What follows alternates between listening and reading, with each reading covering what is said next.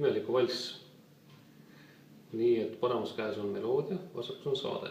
Alustame selle vasaku käe saate vaatamisega. See on siis nendel akordidel, mis seal on 3 tükki.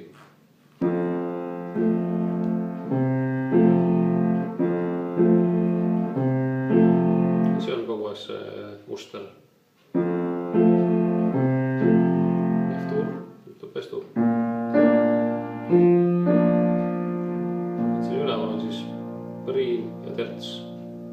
Ja väikse sõrmega siis mängid vahetusi kas põhitooni või kvinti.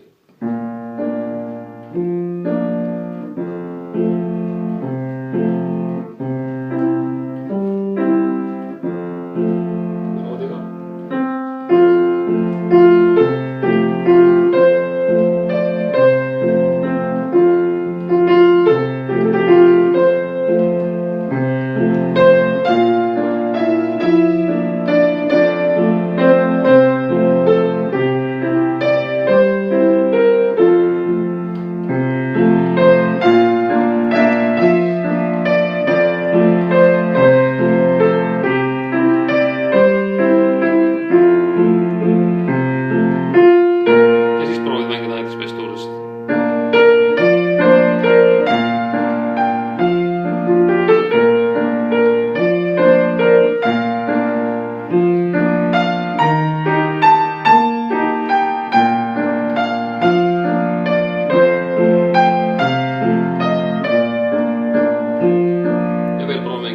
D-tuurist.